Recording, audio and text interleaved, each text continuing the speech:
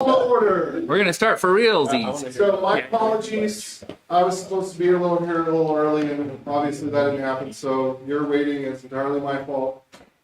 But the good news is, now he's in charge of the meetup, and all future problems will be his fault. Yay! Okay. Hello, everybody. We got a handful of people here today. Not a ton of people. Well, let's do quick. I'm just gonna set this like this way.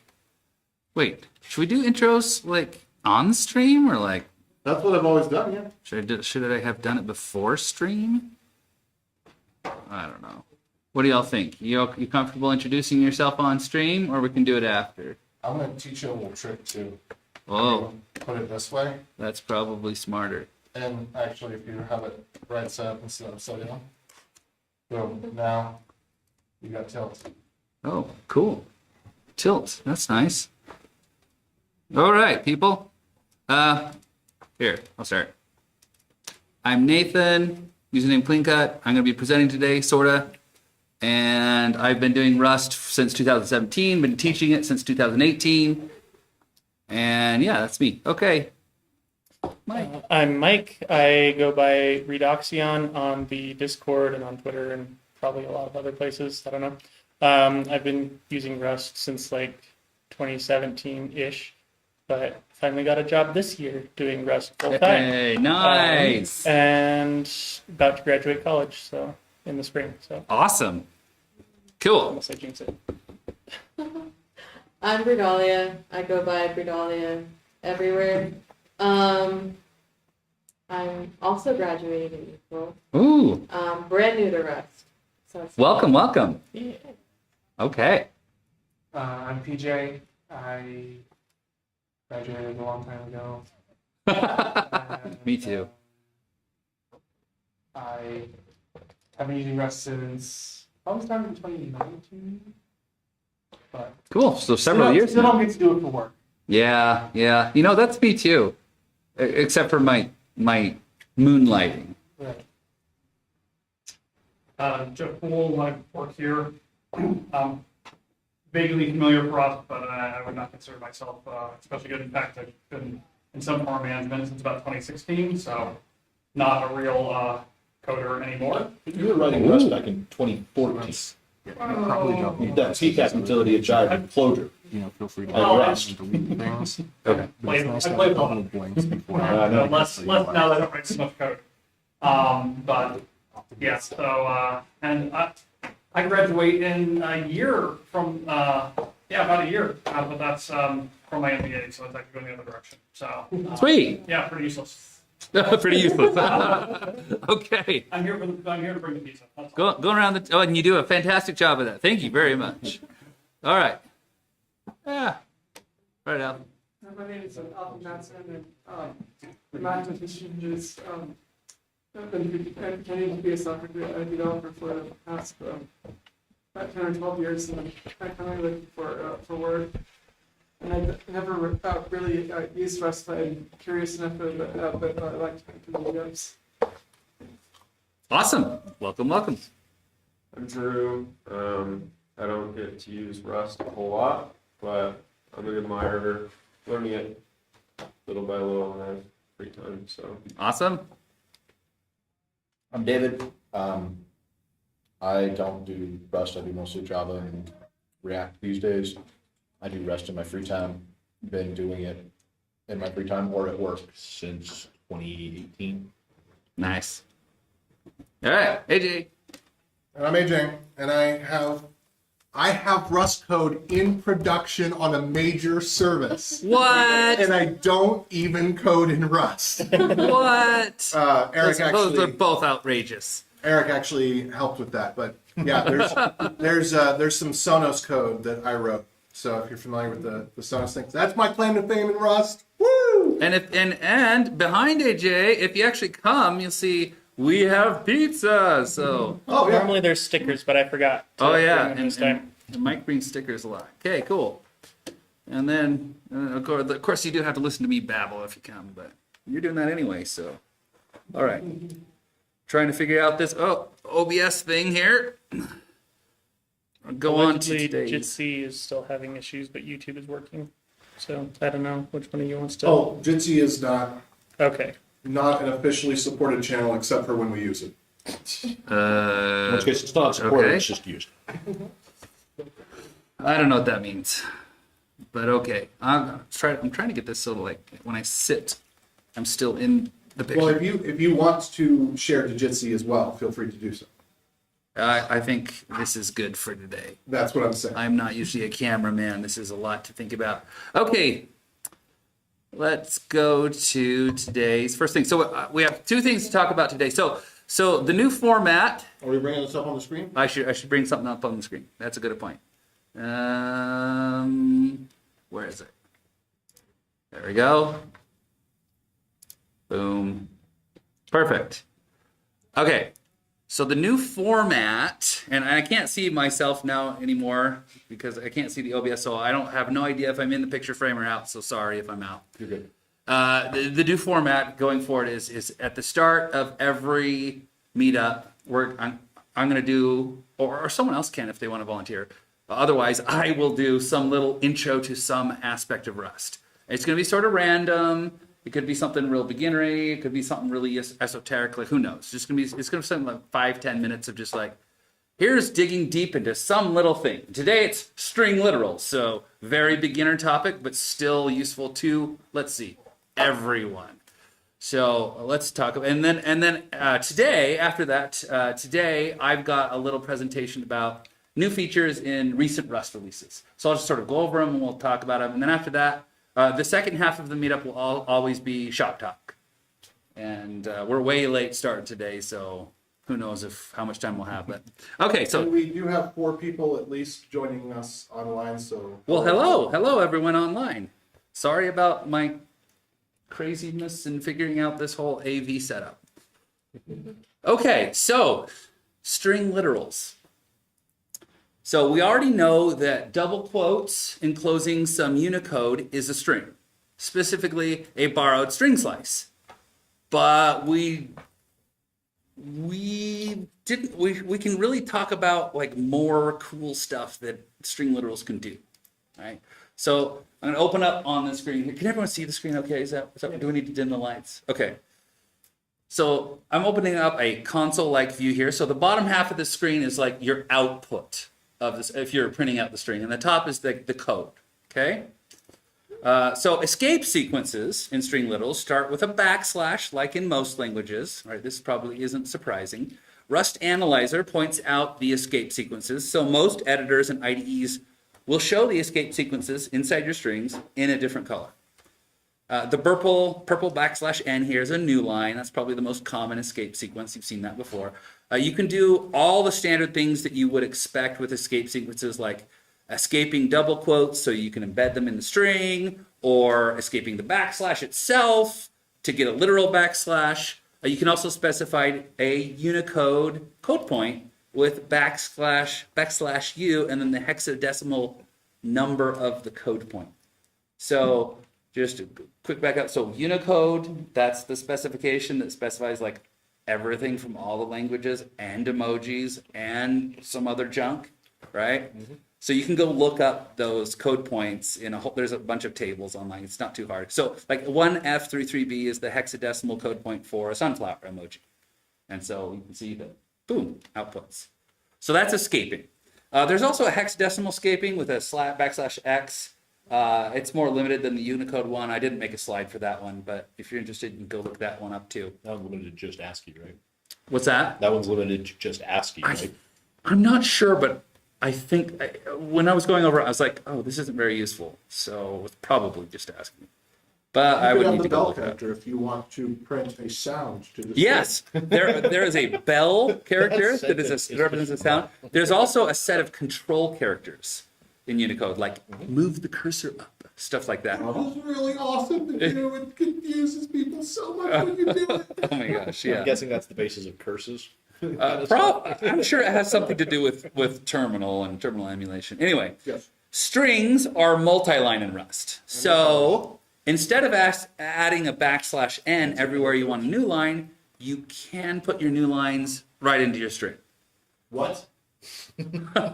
This is why I'm going over random topics Let me guess, every that was meetup. just like flatten that to So six. people can learn this. all strings in Rust are multi-line. So you can just put in a multi-line, right? Now I used know what the indenting should be, or how many spaces are after the end of the line. Oh, we'll talk about that. Okay, so that's actually why I used to avoid multi-line strings in other languages that supported it. Because like, okay, my code's already indented, right? And the new line in the string makes it like look gross. It's like it starts way on the right and then it goes to the left of the indentation and then you come back and it's like whiplash.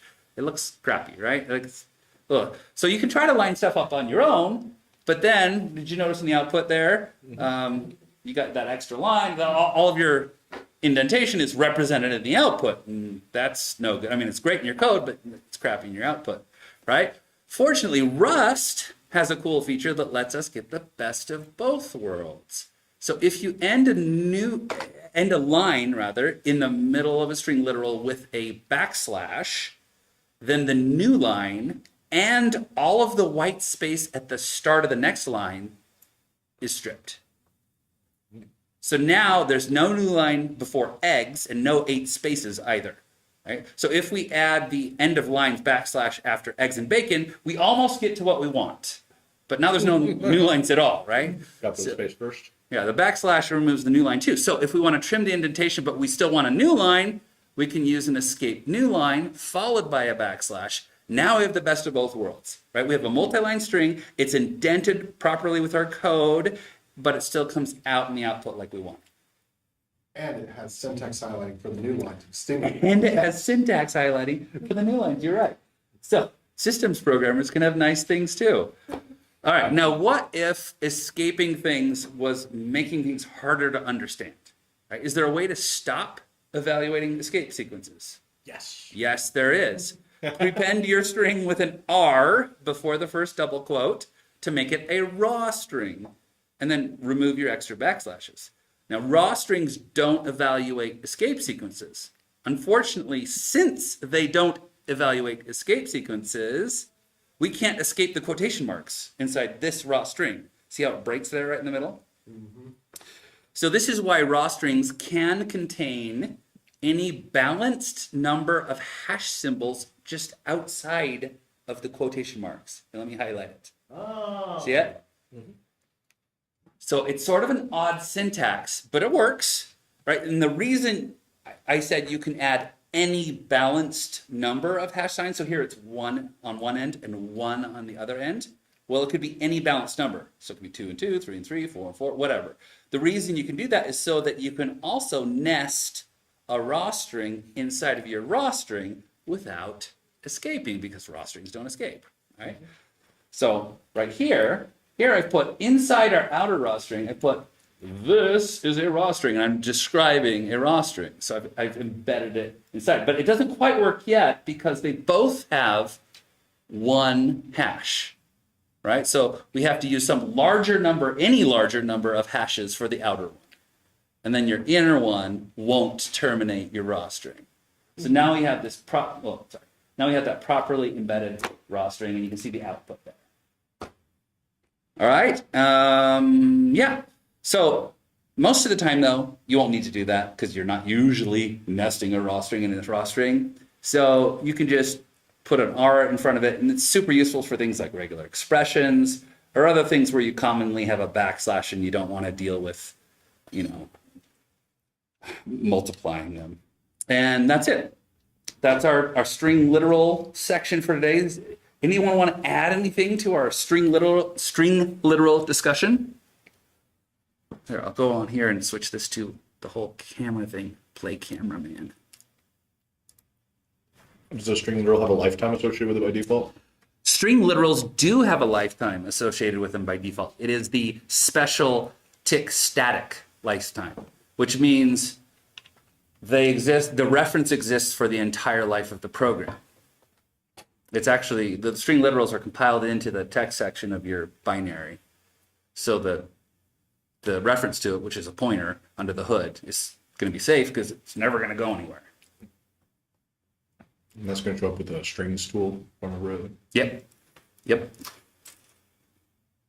Yeah. Any other questions, comments, discussion items for string literals? You think of string literals, it's pretty basic, but you know, there are actually features here that are nice. What's your favorite way of getting a string literal into an actual string?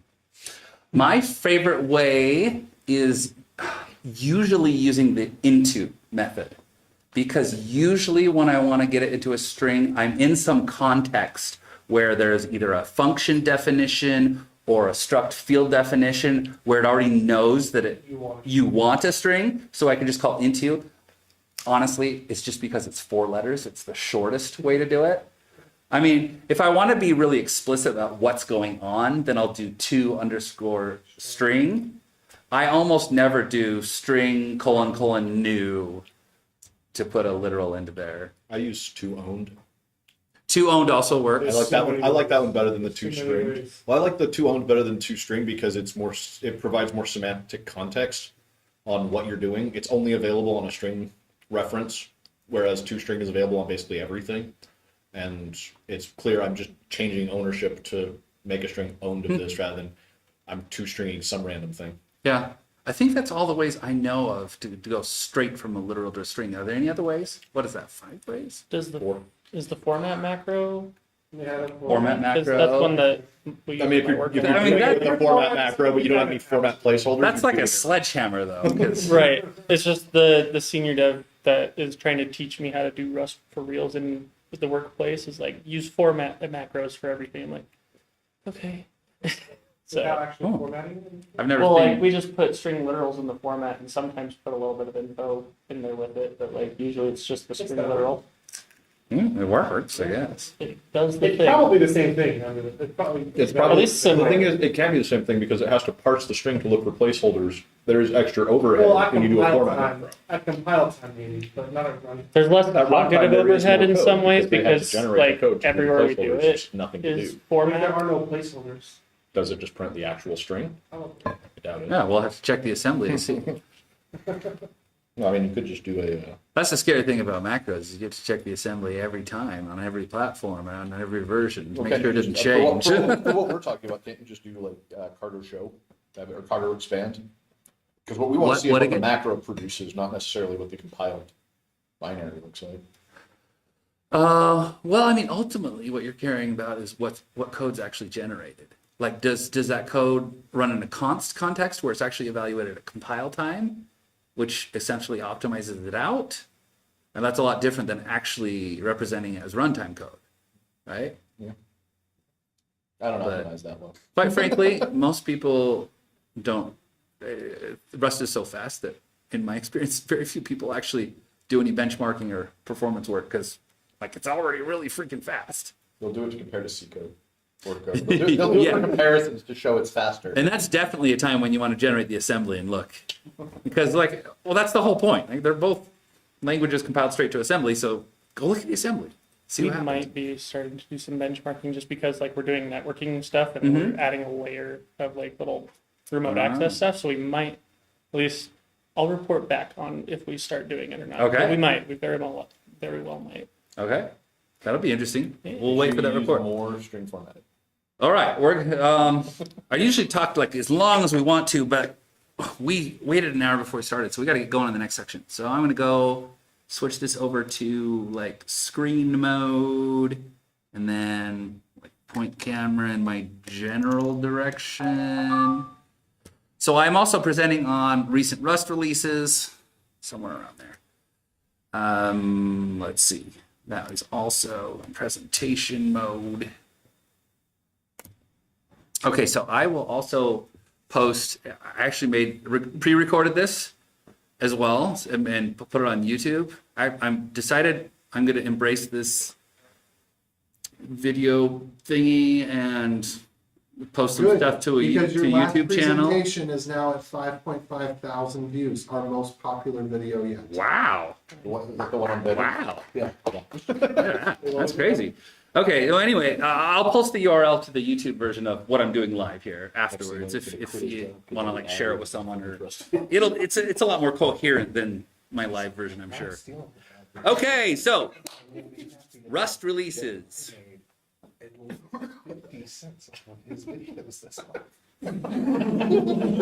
What? Oh, so What's going on? he said pretty soon you're going to be able to quit your job because you're going to be a YouTube star. And I said, no, I'm stealing their ad revenue. I made at least 50 cents last quarter.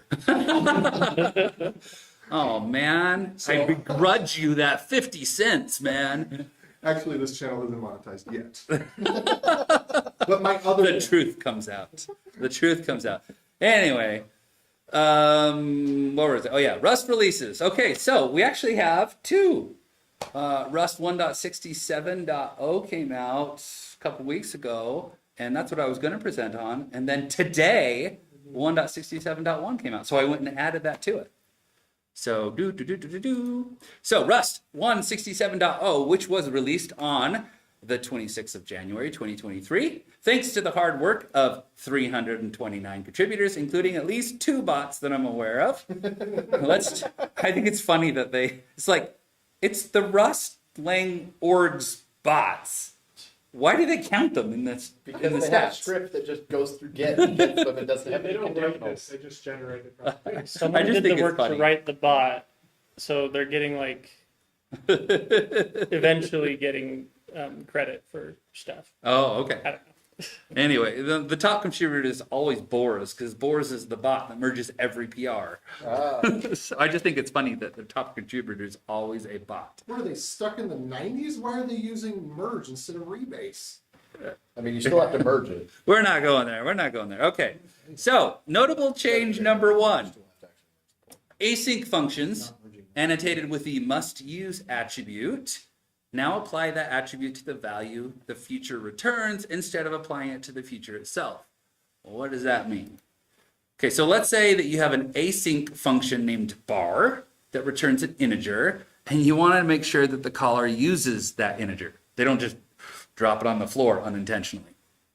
Okay, you'd think that you'd be able to add the must use attribute to your async function, just like you do with normal functions, to make sure that it emits a warning if you don't use the return value. So then when you call await on that function, because this is in async land, the caller would be warned if they didn't use the integer, like this code doesn't. Unfortunately, before Rust 1.67, this wouldn't emit a warning. Well, why not? Well, I dug into it a little bit. If you desugar the async function, it's really just a normal function that returns some generated code by the compiler that implements the future trait. And when something awaits the future, then it pulls that future, and the future outputs the U32. So it's not actually returning, the function is not actually directly returning a U32. It's producing some generated code that later outputs the U32. So it's not warning you because if the future does get used because it calls await on it? Exactly. The must use marked the future. Okay, but fun fact, all futures already get must use applied automatically by the compiler. So actually the must use did absolutely nothing because it was already must use. Okay, so in Rust 1.67, they made it so they special case the must use so that it applies it to the output of the future rather than to the future itself, and now it all works like you'd expect. So now you get a warning. So there's one feature. Actually silence that warning? Yeah, you can go silence it like any other warning with the what is it? The ignore attribute or something. There's a way to silence it, like all warnings. But really, if you want to ignore it in your regular code, what you do is don't go tell the compiler to ignore it. Just go let underscore equals, and that's just a marker in your code saying, hey, I know that there's something returned here, but I don't want to use it, and I'm going to be explicit about it. That's the idiomatic approach to ignoring it. Fair. All right, number 2. The MPSC implementation in the standard library has been swapped out for a higher performance implementation without changing the API. So standard sync MPSC is the module that contains channels to communicate between threads. MPSC stands for multiple producers, single consumer. It's a terrible name, but that's what it is. So in other words, these channels can have multiple sending ends, but only one receiving end, which is one of the big complaints about it. It's like, why the limitation? Anyway, MPSC was originally written way back in the early days of Rust, before 1.0, while Rust was being created to write servo in Firefox with. Unfortunately, the implementation wasn't all that great in terms of API and performance, but they put it in the standard library. In fact, this is one of the cautionary tales that's brought up very often for why they slow roll anything getting into the standard library, because once you do, they're not going to break compatibility, right? And they wish they hadn't put this in so early because they don't actually like how it ended up. But the folks who wrote MPSC actually went on to write Crossbeam. It's a separate crate that also does channels. It's higher performance. It has a lot better features. It has a nicer API. It's fantastic. So what they did in Rust 167 is they took Crossbeam backend and swapped out the implementation. So MPSC still has the exact same API, but the backend's now powered by Crossbeam. So it's higher performance. But if you really want, all the features and nice stuff of Crossbeam, you have to go use Crossbeam still. But hey, if you were already using MPSC or you didn't want to add anything other than the standard library, great. They just improved MPSC. Yeah. Oh, I was supposed to go to this one. I was saying they created Crossbeam. That's the other slide. Anyway, number 3. A number of items that were previously only available in nightly editions of Rust have been stabilized in Rust 167. All signed and unsigned integer types, all the way from U8 up through I128, now have methods for performing integer logarithms of arbitrary base, base 2, and base 10. As this is integer math, the result is rounded down. The checked methods return an option, which is none if the number is 0 or negative, while the unchecked methods panic under those same conditions. The non-zero unsigned integer types. Did you not know there were non-zero integer types? No, but I was just discussing this concept with someone today about we need to have a natural number type. Yeah, you know what's nice about non-zero number types? If you put them in an option, they still take the same number of bits.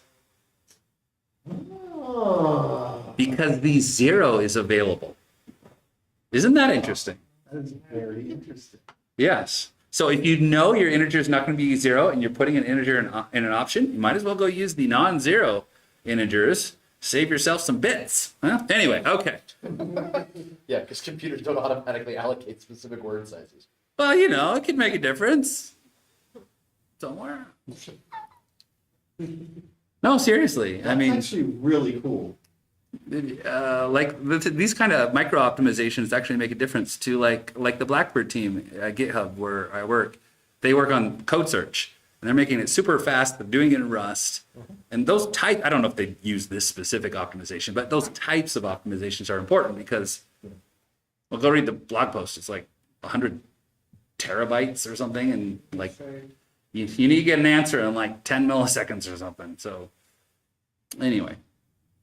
Where was I? Did we talk about? Oh, I didn't actually talk about non-zero, this, right? Unsigned. How do you use it? Yeah. Well, it's a struct or a type. Go Oh, okay. make it, and you can use math on it and stuff like regular integers. Gotcha. And it's literally just like non-zero U8. Mm-hmm. Yeah, exactly. The star here is for this one, these are the non-zero unsigned types. So U8, U16, U32, so on and so forth. Anyway, they added the logarithm for base 2 and base 10. I didn't check. I'm not sure why they didn't add the arbitrary base. Maybe they already had it, or maybe they decided not to do it. I don't know. I didn't check. But yeah, interesting fact though, they don't have checked versions because Can't be negative, can't be 0. unsigned integers can't be negative, and non-zero unsigned integers can't be 0 either, so there is no crash condition. So didn't have to do checked variants. And finally, all of the non-zero integers, unsigned and signed, gained a bits associated constant, which is the number of bits in the type. This is useful for folks doing writing like generic functions where you want to know how many bits you're actually dealing with. So yeah, there you go. Number 4, several APIs which were already stable are now also const, meaning they can be evaluated at compile time when used in const contexts. These are the ones. They all deal with converting to or from chars. So if you were doing that, well, hooray, you can do it at compile time now too. Some of these functions are actually in core, and they're just re-exported in standard. So core is the library that's actually just the language, right? Not excluding the standard library. And yeah, that's it for that. Bonus round. Rust 167.1 is a patch version that was released on today. This release listed only 5 contributors, including only 1 bot, and fixed the following issues. Number 1, Rust 167 switched to a different archive writer. That's like your actual library files. That, it turns out, is unable to read thin archives as inputs. According to the release notes, thin archives are .a files that reference external .o objects. If you don't know what that means, it probably didn't affect you, so no worries. You also probably never used GCC. Rust 1.67.1 just switched back to using LLVM's archive writer, solving the problem. Number 2, there was an unsoundness bug in the bootstrap cache code, making Rust 167.0 unable to bootstrap itself, or build itself. While not an issue for most end users, it's quite important to be able to build the compiler itself when you're working on the compiler. So otherwise you can't use the latest compiler to produce newer compilers, and that's just all sad. So this has now been fixed. Number 3, a lot of us, I saw this actually. Yeah, you'll see this, especially if you run Clippy in CI builds. Rust 167.0 introduced a Clippy lint called uninlined format args and put it in the style group, which is one of the enabled by default Clippy lint groups. The lint looks like this. This lint tells you that when you're formatting a variable with a macro, like format, print line, those kind of things, you can inline the variable into curly braces. And yeah, that's really cool. That's certainly convenient, but it's not really clear whether that's the best choice always, especially when you consider that only bare variable names work this way. If you try to put in a tuple field or a struct field or an expression of any type or absolutely anything else into the curly braces, it doesn't work. It has to be just a variable name. How do you choose if you want debug printing? Like if you want to use print it debugging or like You format have variable name and then colon question. Is that what you're asking? Yeah. I didn't know you could do this. Well, obviously you can't do this, but I didn't know you could put it. You mean like The I didn't know inline. you could do that. Oh yeah. So without the colon question mark, it would just The display. second one. In the second one, Yeah. yes. How do you print it in debug mode? You can still put the Colon colon question mark on that one After- too. Mhm. Not after the curly brace, but like before the Yes, curly brace VAR Colon. question mark. Yep. curly. Yeah, Exactly. exactly.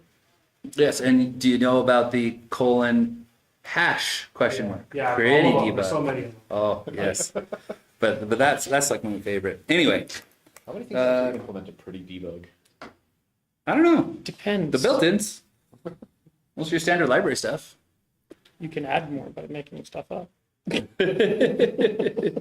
right. Anyway, so I feel like you can't consistently inline everything into curly braces. Like that just doesn't make sense. But the reason, that's just my feelings. The reason this was actually reverted was because, at least the stated reason was, Rust Analyzer doesn't support inline argument capture, which means you can't autocomplete while you're typing inside of your curly braces. And that was the impetus for moving this into the pedantic group temporarily, they say.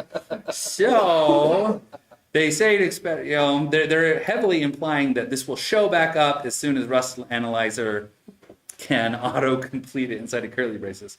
I still think that shouldn't be a default lint. We'll see what happens though. They need to add more to being able to like maybe like if they go the route of adding the dot whatever stuff into being able to do it in the curly braces, then autocomplete it. Because in that way it's like intuitive, where it's like, oh yeah, whatever I can put in there. I kind of hope they don't, because Right. There's basically trade-offs. becomes anything that's an expression is valid inside that. Almost everything in Rust is an expression. Yeah. Match is an expression. You should not be putting your match expressions inside That's the actually- format string. Yeah. That's actually the stated reason that it's not supported. They actually had the Yeah. option Yeah. to Really support bad it, idea. but they're like, no, we're only going to do variable names. Now, personally, I think you ought to be able to do fields as well. So your tuple fields or your struct fields. It's like, I can see But how do you Come differentiate on. between that and just general expression? you I don't might know have the to answer come up to with that. special I cases don't like know with the the tokenizer. macro use thing that they did in the Yeah. release notes, like create an exception specifically for that case Yeah. and figure out how to find it. anywho, Out of curiosity, That's where we're what's your feeling with whether it's idiomatic to mix and match the syntax? I don't really have a strong opinion. I generally put it all afterwards, unless it's a super simple thing where they're all where I can substitute them all in the format string in the braces, Yeah. or I substitute none of them. That's what I do. That's kind of what we do in our production code as well. It's like if you can do all of it in there, then like go for it. And then if you can't, put them all after, and then just kind of mix and match based on that. Yeah. When I say mix and match, I mean like do some of the arguments with inline and some of them with placeholders at the end. Not on the same one, but like on different ones throughout the code base. Yeah, I don't mind that different one mix and ones. match. Same one. Right. In the same one, I'd shy away from it. I'd probably bring it up as a nit in a review, like okay, I won't fail your review, but I'm going to point this I'm gonna out and nitpick encourage it. you to change it. Yeah, that's what I'd probably do. And that's it for the presentation stuff. This is what that was like my end slide for the YouTube thing. All right, let's switch this back to, where is it? This thing. Out of curiosity, does the click here to learn Rust button work in the YouTube video? No, because I found out that you can't do the little, what do they call them? Annotations? No, No. button thingies, whatever the button things are called. You can't do it until you're like a partner or something. Oh, interesting. We will be soon. Well, I didn't post my video on your channel. I posted it on my channel. It's completely empty. It's like you have 2 views of videos ever. Just go post on the Reddit. Just go post on the subreddit. So, anyway. People know who there. Anyway, do you like if you were the kind of person who watched Rust things on YouTube, would you find a Rust releases presentation like this useful? Like it was like 6 or 7 minutes long. It went over 2 versions, so like normally one version would probably be like 4 minutes long. I think some of the extra context was fun. Yeah. Yeah, that's what I figure I can provide is I like to dig down and like find some color and Yeah. stuff. I also, if I had prepared a little bit more ahead of time, I wanted to go through, sometimes I dig through the actual changelog of just looking at all the PRs, which is hundreds and hundreds of PRs. But I just go sort of spelunking looking for fun things to point out that maybe I care about or it just sounds weird or something like that. Those would be, I'd like to sort of add a little section for that, or like, here's 1 or 2 just fun random things from this release. Oh, did you know? Like some of the crazy bugs. Yeah. Mm-hmm. There used to be a Twitter thread from, I think, Mara Bos. I don't know how you say their last name, but I think they moved to Mastodon or something like that because I haven't seen a Twitter thread from them. Oh yeah, most of the Rust releases. people have. I have. Yeah. So I need to make one, but you know. I like Hackaderm with a CH. Yeah. That's the one I joined. A lot of Rust people joined that one. Not everybody. I mean, there's lots of. I mean, that's the whole point of Mastodon. There's tons of independent servers. Yeah. But yeah, I'm on YouTube way more than I am on Twitter and obviously Mastodon yet. But yeah, so I enjoy YouTube. I had this like love-hate relationship with Twitter where it's like there's so much trash I had to wade through, but like there was this cool Rust stuff, and I also like pixel art, like 2D pixel art, and like there's a lot. And when I went over to Mastodon, I was shocked. I was like, whoa, I'm getting almost as much pixel art, and I'm getting more Rust stuff, and I'm getting 0 trash. like every once in a while I get some like random thing, but it's not like trying to draw me into some outrageous rage monster thread about It something, sounds a lot right? more like what Google's social network years ago. Oh yeah. Yeah, Google Plus. but Google Plus. Because they didn't have a global feed, and it wasn't, you broadcast everything else, you basically publish things to circles, so groups of people that had specifically opted in to see content from that group. Right. So you could have a family circle and a friend circle and a work circle and circles on Android development or things like that. You didn't get trash from the entire world. You got the specific things that you had opted into as a community. This is the content I want to see. Twitter's fun now in the sense that if you want to specifically seek out trash, you can really easily find it now. By logging It's a lot more difficult since Elon took over, though. because It's true, down. but like you can find like specialized trash based on the people that you follow now. So it's like you can get the exact trash that you're looking for rather than just random trash. Yeah. I just stopped He going. did open up certain avenues a little wider. Yeah, And it's then easier to close the find API. memes, for example. I no longer check Twitter. You saw him close the API. I just don't go to Oh, Twitter yeah, anymore, right. and my life's been I've better. just happened across a lot more memes, Oh, which has he's getting rid of the been bots. great for annoying my friends. But I like meme dumping hundreds of memes all at once. They're selling access. Well, yeah, that's great. That's the way it should be. Keep it clean. Okay, well, we're just gonna talk for the last 20 minutes. As long as it's not That's absorbed. probably not. I think we're probably past the interesting part, so I'm just gonna say like, bye stream. We're gonna stop the stream. And then you gotta count down from 10. 10, 9. Why are we doing that? 8. Well, you don't really have to count out loud. You 6. just, Okay. it's just, there's a lag, and if you just shut it off right away, then it'll miss your outro saying goodbye, and it'll be like, so we're getting near the, and then that's it. Really? Yeah, there's about a 15 second lag. Oh, well, that's good to know. Has it been 15 seconds? Probably. Yeah, yeah, we see me. Pizza. Is there still pizza left?